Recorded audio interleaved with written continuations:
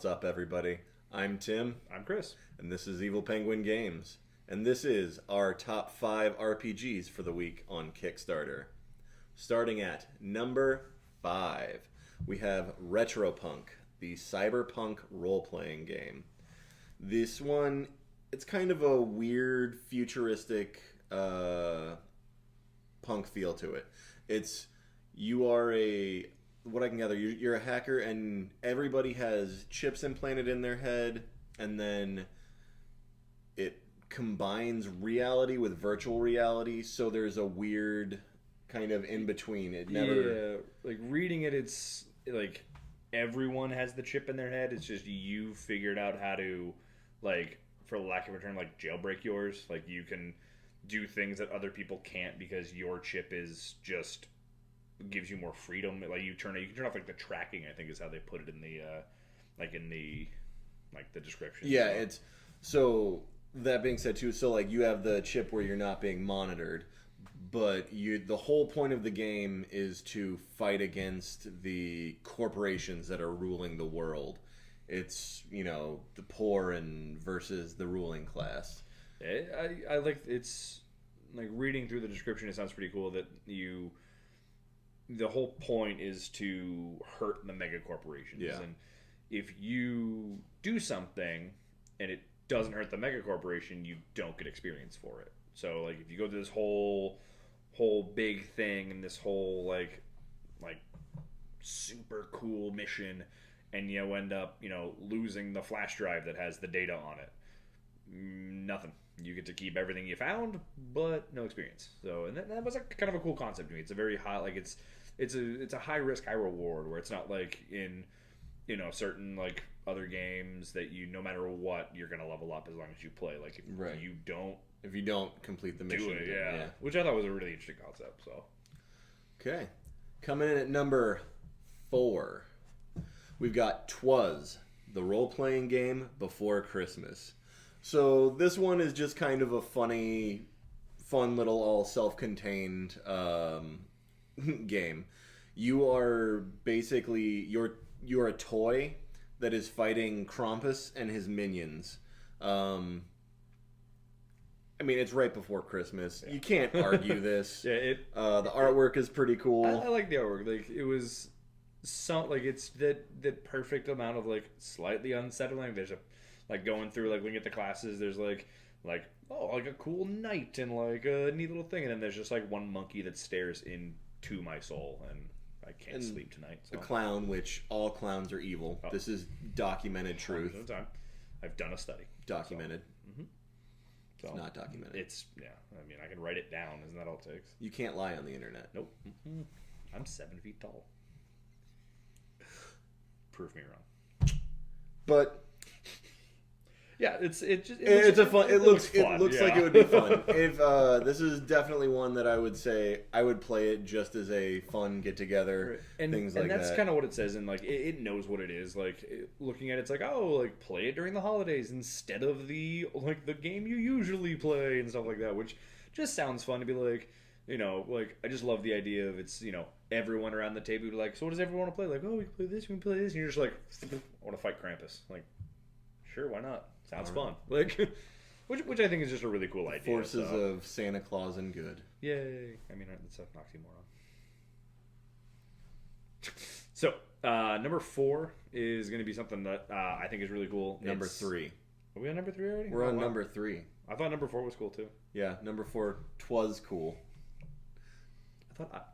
Number 3 is Creature Feature, quarterly. It's volume 6 of a ongoing, again, we had one in another video, like a zine, basically, something that it's like a small self-contained kind of little, basically it's just monsters, and it's gonna help you fill out your roster of bad guys and evil things to fight in your campaign, which is nice for, people who I have a group of people who absolutely love that if I put out a monster, you can see them on their phone trying to Google pictures of it. It's like, well, you're not going to accidentally see the stat block this time because it doesn't exist, only here, which I really like. And a couple of things that really kind of put this where it did on the list for me is it gives you not only in the print or printable, basically little paper miniatures, which is nice because if they're slightly unique creatures, it's going to be hard to find something that's going to go along with them, so they give you stuff. And the other one is it actually gives you tokens for virtual tabletop games. So like if you're running something on Roll20 or anything like that. Isn't it Fantasy Grounds? Yep. Fantasy Grounds, Roll20. Nice to just like pop that in there, which is nice, especially if you're like, because Roll20 you may not have the same kind of may not have the same effect on miniatures. Like, oh, I've seen that Minotaur icon already, stuff like that. Like, just throwing something new and exciting in there just kind of helps like mess up the players a little bit. Maybe put them on their back foot. Like, oh, this isn't a monster I know. So yeah, big. Always fun to be able to throw something out there that isn't in the monster manual. So the same people at the table haven't seen it 1,000 times. They're like, I know what I need to do to beat this. Yeah. Do you? Do you know? Do you? All right. Coming in at the big 2, Memento Mori. So this one is kind of like taking back to inspiration from older D&D, like first edition D&D. How did they describe it? Kafka meets... Kafka meets... let me see if I can pull it back up. It's Kafka meets H.P. Lovecraft. That's right. So, which sounds good. I think the exact terminology they use, I found it right here, is if Lovecraft and Kafka shook hands, the place where the clammy flesh touched would be this book. A game of madness, magic, and meaning. So... a lot of what this talked about was dealing with the dead, like working with the dead. It's not just... I don't know. It was a weird concept trying to read it. I'm trying to describe it. It definitely takes the idea of, that H.P. Lovecraft idea where it's like, hey, this is a thing. Like, I don't really understand that thing. It's like, correct. You're doing it correctly.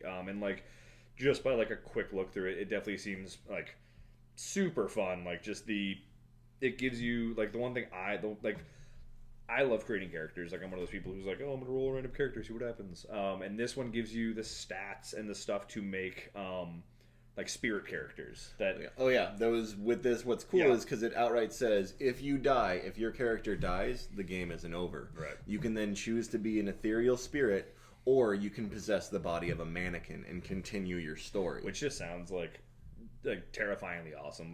The funny part for me is especially if you're playing a character not from that area, you just come in and oh, there's a lot of walking mannequins around. You're kind of freaked out, and then something happens. You're like, well, now I'm one of those. And then be a fun little side quest to then bring that character back to your standard game because it is compatible. I think it said with most versions, but it said it's the most compatible, which I think is hilarious, with the oldest and the newest version of D&D. So OG which I just think is D&D funny. and 5e. Yeah, it's just a funny one to we do everything in the middle. Don't worry about that. First, fifth, done. So yeah, so dark D&D. Yeah, which I'm always up for.